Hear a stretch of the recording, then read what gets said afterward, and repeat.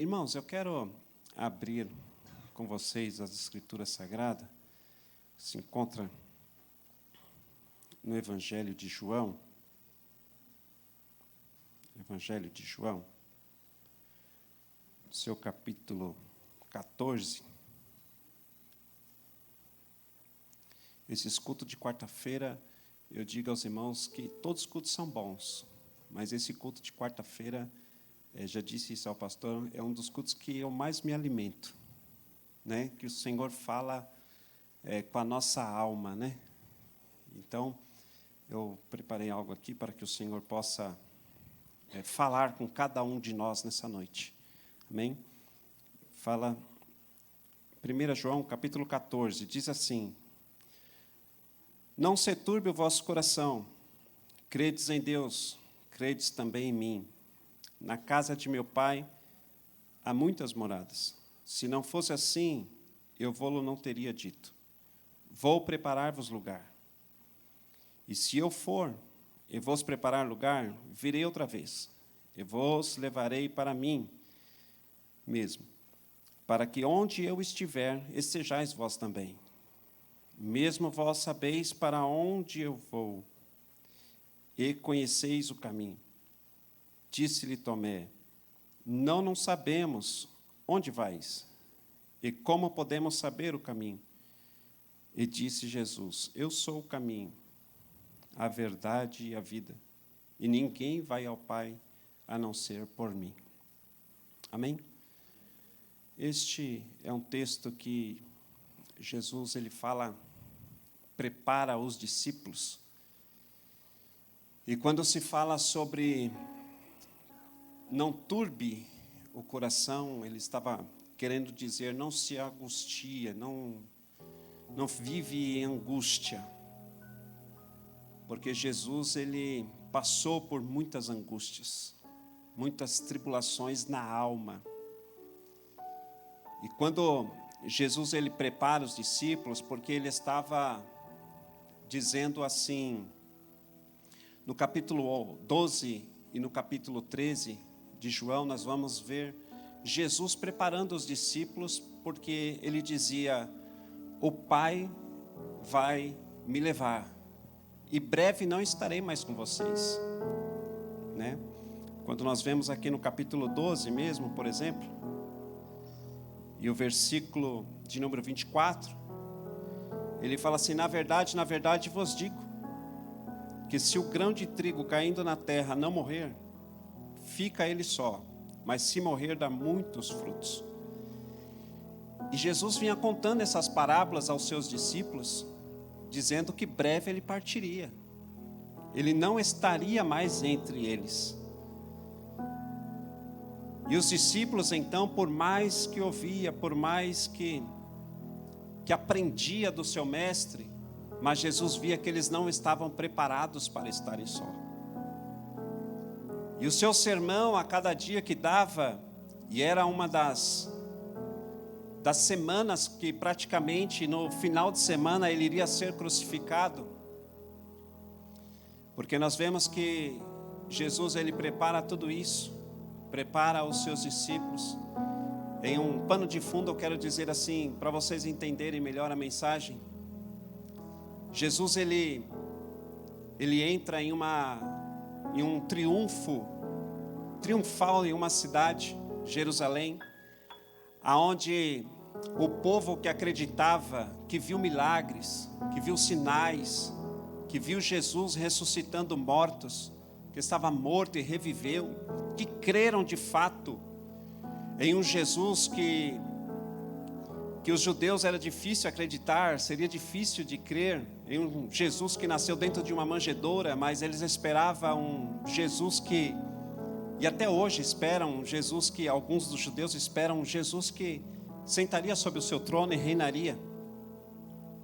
Mas esses judeus creram, e quando ele entra na cidade, eles, junto com as palmas, eles louvavam o Senhor, e diziam, Hosana, Hosana, Hosana, Hosana, louve o Senhor das alturas. E eles acreditavam em Jesus. Mas outros judeus ainda continuam não crendo. Mas Jesus então, esses judeus esperavam eles virem para sentar no trono e reinar sobre eles, tirarem eles de uma situação de Roma, de pressão que Roma dominava os judeus naquela época. E Jesus então não faz isso. Jesus ele se retira com os discípulos para uma casa, aonde ele vai se preparar para a ceia do Senhor, a última ceia do Senhor. E ali ele ensina aos discípulos, lava os pés dos discípulos, anuncia que entre eles teria um homem ali que negaria ele, que trairia ele. Mas mesmo assim ele ceia, ele lava os pés, ceia com os discípulos, e ficam todos maravilhados. Mas Jesus ainda continua dando o seu sermão, dizendo que ele iria partir, ele breve não estaria com eles.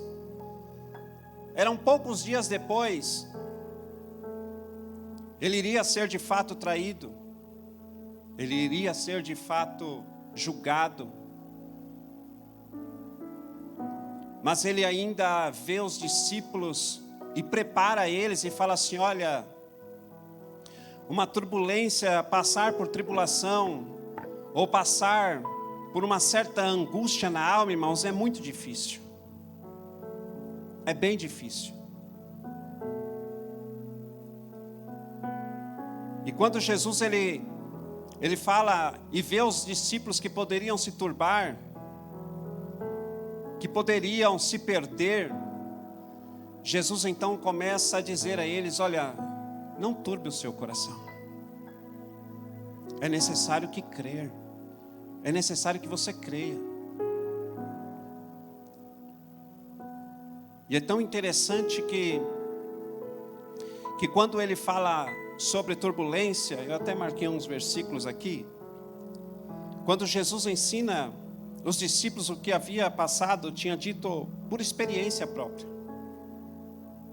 Quando nós vemos em João 11:33, nós vamos ver lá que Jesus ele chega em uma situação que Lázaro tinha morrido, já tinha enterrado.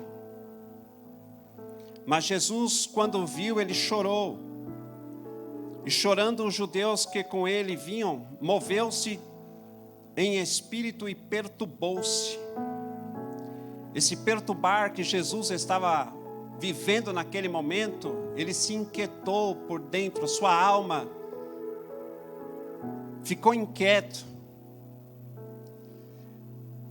Quando no domingo, que é o pastor que pregou aqui na ceia, esqueci o nome dele, o Paulo de Freitas, né?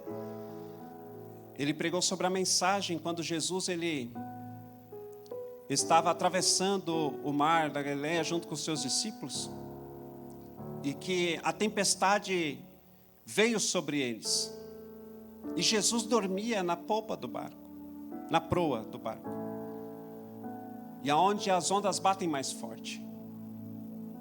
E Pedro, por experiência própria, ele vai despertar o mestre.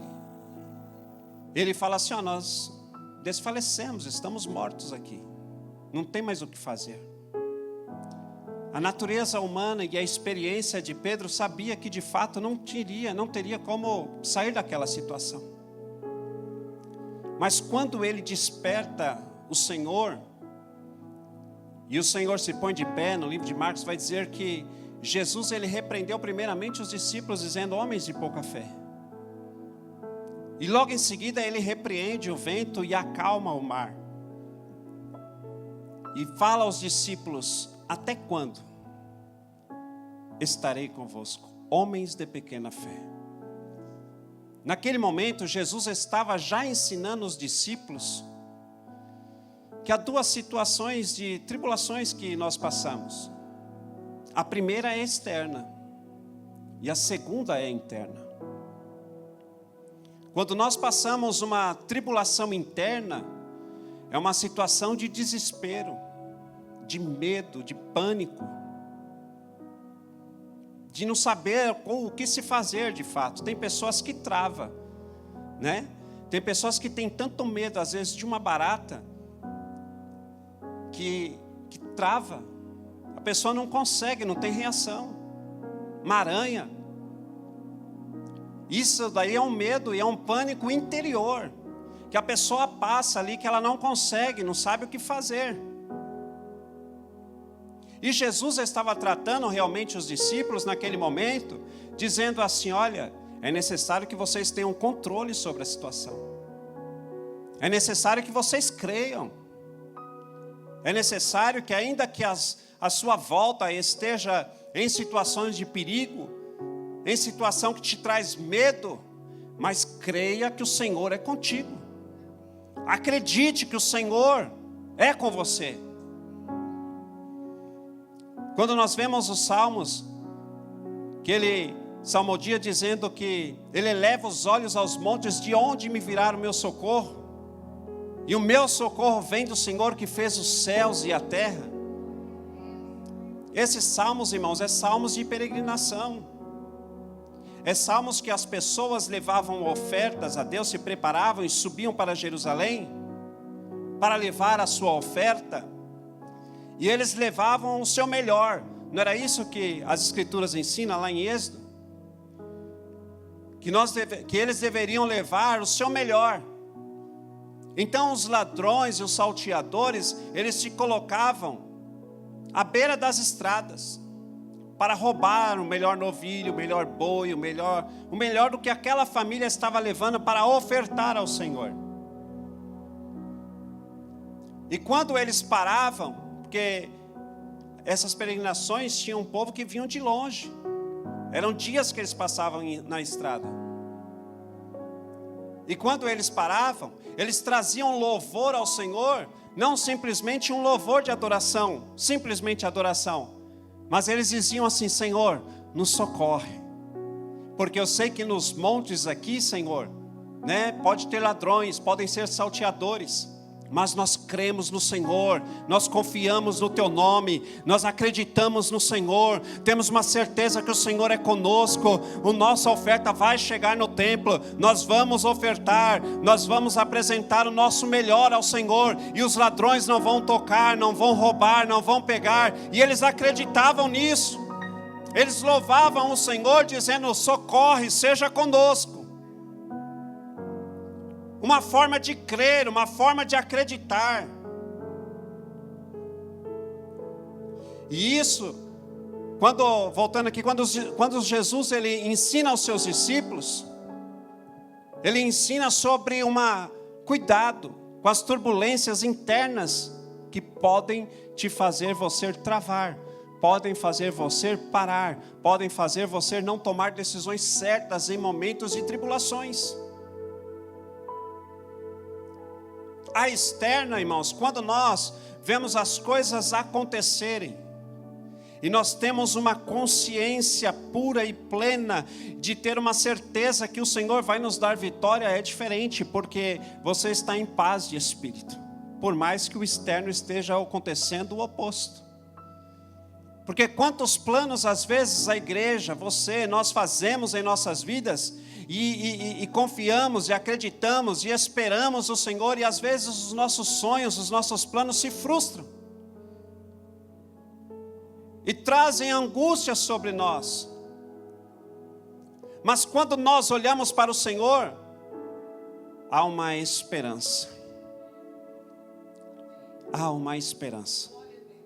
E a oração do Pai Nosso, que Jesus nos ensinou, uma oração dominical, é uma oração a qual Ele mesmo ensina, dizendo lá, quando nós confiamos no Pai, entrega seu caminho ao Senhor, ou seja, a oração do Pai Nosso,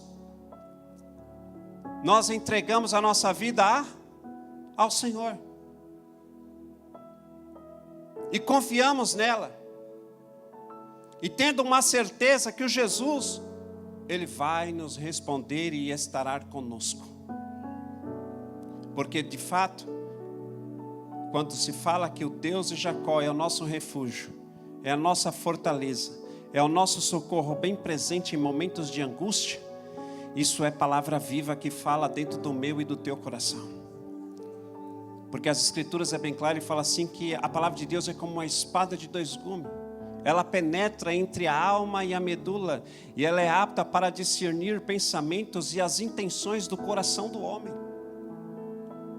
Significa quando nós vamos fraquejar, quando nós vamos errar, quando nós vamos falhar, que seja a palavra do Senhor, ela é viva, ela fala dentro do coração do homem. E isso gera fé, e essa fé, irmãos, é um fogo que quebra as barreiras, destrói as fortalezas, e no meio de momento de errar, da igreja falhar, aí a igreja ela triunfa, a igreja ela louva, a igreja ela olha para o Senhor e tem uma certeza que o Senhor de fato é com ele, e a vitória é certa em nome de Jesus. Vencer a angústia, quero dar até um tema para essa mensagem. Vencer a angústia. E vencer a angústia é quando nós temos, é o primeiro ponto que ele fala, credes em Deus e credes também em mim. Temos que crer no Pai que enviou. O crer significa fé. E fé, aos Hebreus 11, primeiro, vai dizer que a fé é o firme fundamento das coisas que não se vê, mas é a prova daquilo que se espera. Igreja do Senhor, quantas experiências, o Espírito de Deus funciona no meu coração a perguntar à igreja. Quantas experiências você já teve em momentos de oração, em que você orou ao Senhor, não tinha alternativa, não tinha saída, não tinha como, não tinha ajuda de homem, não tinha ajuda de A, de B, mas o Senhor se manifestou a você, através da fé, através de uma ação, através de uma oração, através de você se posicionar perante o Senhor, e ainda que você não via saída, mas o Senhor revela a saída ao homem, assim como Ele revelou a Moisés. Quando nós olhamos a história de Moisés, foi chamado para libertar o povo. E não foi nada fácil o ministério de Moisés. Irmãos, eu fico olhando às vezes e me maravilho dizendo assim, quando nós vemos a história, nós já sabemos, né, o começo e o fim dela. Mas a minha história, a sua história está sendo escrita hoje, agora. E há momentos na nossa vida, irmãos, que nós não sabemos o fim, mas nós sabemos até o agora, até o hoje. Mas não vai terminar a sua vida com derrota, com vergonha, muito pelo contrário, o Senhor te exaltará, porque Ele te chamou para vencer, Ele te chamou para lutar, Ele te chamou como forte e não como fraco, Ele te chamou como valente e não como um derrotado e um vencido. Tem situação na sua vida, irmãos, que talvez está te trazendo uma angústia, uma aflição, um medo, um temor, mas o Senhor nessa noite, Ele está dizendo, olha, não turbe o teu coração, porque sou eu teu Deus ainda, eu ainda ajo, eu ainda opero, eu ainda manifesto no meio de vós, eu ainda opero sinais e maravilhas, porque Ele ainda não mudou e nunca mudará, porque Ele é o mesmo, ontem, hoje e será eternamente. O Senhor sabe do tamanho da tribulação que você está passando. O Senhor sabe o tamanho da tormenta que está vindo. Mas o Senhor está dizendo, não tenha medos, mas tenha fé, acredite, olhe para Ele, porque Ele é o autor e consumador da sua fé. Olhe para Ele, porque Ele vai te dar vitória, Ele vai te dar escape, Ele vai te dar saída. Com Moisés não foi diferente. Moisés foi chamado para libertar, poderia dizer, o Senhor me chamou, está tudo fácil. O Senhor que me enviou, então está tudo, vou lá. A primeira visita a Faraó, e quando o Faraó descobre o que Moisés queria fazer, o Senhor falou assim, não, esses homens aí, esses judeus aí estão meio à toa, dobra o serviço deles, põe para queimar mais tijolo. Aí o povo vem, Moisés, você fala que veio libertar e nós estamos trabalhando mais? É tudo o oposto. Vem as pragas. Vem situações difíceis, que o povo olha e fala assim, Moisés, tudo bem que Deus está dando sinal, mas quando nós vamos libertar? Nós sabemos que o povo é assim ou não é, irmãos? Nós somos ansiosos, queremos para rápido, vamos. Imagina naquela época também. E nada de libertação, nada de sair do Egito. Aí quando Deus resolve, fala assim, olha, essa será o último sinal, Moisés, sobre os primogênitos. Mas depois você conduz o meu povo, tira o povo do Egito. Aí Moisés, tá bom, Senhor, vamos lá. Fez todos os sacrifícios, ungiu os umbrais das portas, maravilha. O Senhor manifestou o poder, revelou a sua glória. Mas logo em seguida o povo sai. O Senhor fala assim, não, Moisés, não é por esse caminho não, vamos por esse aqui, ó. Conduz o povo por um caminho ainda mais difícil. Porque chegando à frente não tinha lugar. Não tinha saída, porque era o mar que estava à frente. E Moisés então conduz o povo até um outro lugar.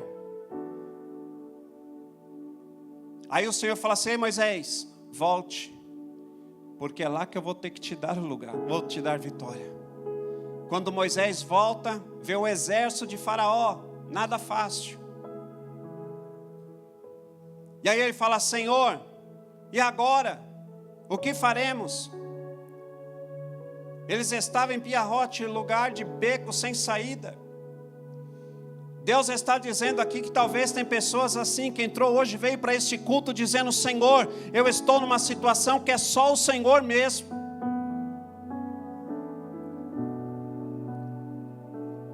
Ou o Senhor fala, ou o Senhor faz, não sei, mas eu vou para esse culto porque eu preciso de uma decisão do Senhor.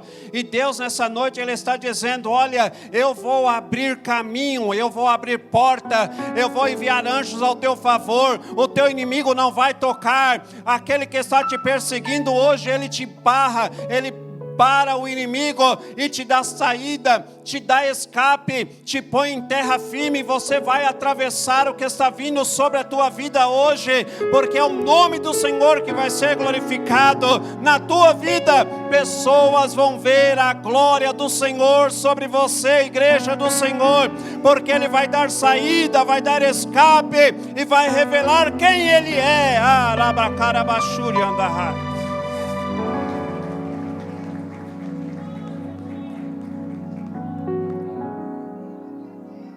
Tem tribulação? Tem tormenta? Tem angústia? Tem, mas Ele te sara hoje.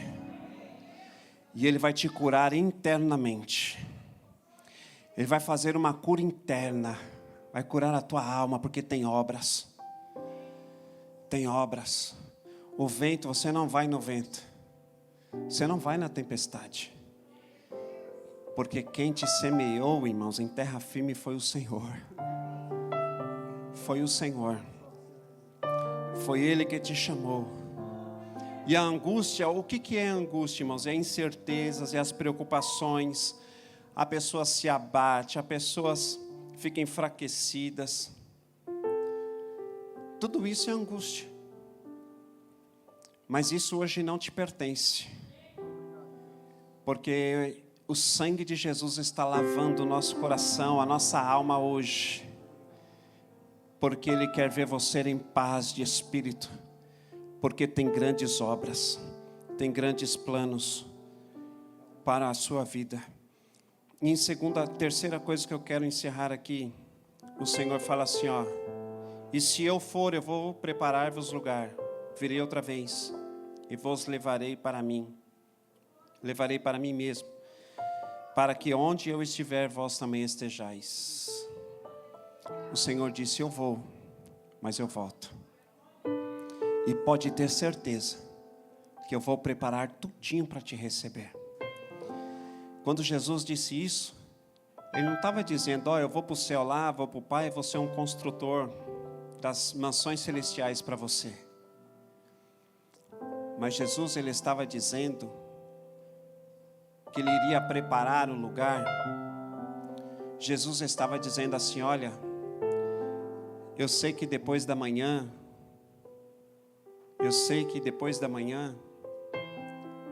vão me apontar, vão me acusar. Depois da manhã vão me crucificar. Depois de amanhã, eles vão me levar à cruz. E a Bíblia diz que quando, no capítulo 13 mesmo, quando Jesus ele sobe para o monte, que o Pai revela o que iria acontecer, Jesus ele chama os seus discípulos para orar com ele. E ele chama Pedro, Tiago e João e fala assim: fiquem aqui porque eu vou orar ali à parte. Orem comigo, porque a minha alma se angustia. E ele ora, e quando ele ora uma hora lá, ele volta e acorda os discípulos e fala assim: se não quer, não consegue orar comigo uma hora. E ele vai de novo, e dobra os joelhos e fala com o Pai. E o Pai fala com ele, porque aquele que ora tem resposta, sim ou não? E o Pai, ele responde a ele. E a Bíblia diz que ele começa a orar com uma intenção tão grande. E há uma perturbação na tua alma tão grande que se angustia de uma forma que o seu suor começa a se transformar em gotas de sangue, a pressão que ele estava sentindo interna. E ele fala: Pai, se for possível, passe de mim esse cálice. E o Pai fala assim: não, filho, é necessário que você venha até Gólgota. Venha para o sacrifício, porque eu vou estar contigo lá. Mas o Pai não abandona, porque as Escrituras dizem que Deus enviou um anjo para consolá-lo, para confortá-lo naquele momento de angústia. E nessa noite, como ministro do Senhor, eu peço que o Pai envie o seu anjo e te console, que te conforte em momentos de tribulações internas, que tira a tua paz, que te leva à turbulência. Porque o Senhor precisa de você assim, ó, com paz de espírito, porque Ele fala, a tua alma refrigera, porque Ele fala, você obedece, Ele fala e você entende. Mas em momento de tribulação, em momento de angústia, você não vai conseguir interpretar o que o Senhor está falando com você. Por isso que Ele falou a Jeremias: ei Jeremias, reprime essa voz de choro. Porque quando a pessoa está em agonia, irmãos, e chora ao mesmo tempo, ele quer falar, você não consegue entender. Assim como uma criança, quando se machuca alguma coisa, ela vem correndo ao pai ou ao responsável e fala assim: olha aqui. Aí ela não consegue falar, porque ao mesmo tempo ela está chorando, e você não fala assim: cala a boca, fala direito, calma, deixa eu te entender. Deus estava falando assim para Jeremias: reprime essa voz de choro, Jeremias. Ou seja, sai dessa tribulação interna, deixa eu te curar a tua angústia. Sou o teu Deus, sou o teu Pai, eu preciso te entender, fala direito. Deus, Ele é assim conosco, igreja.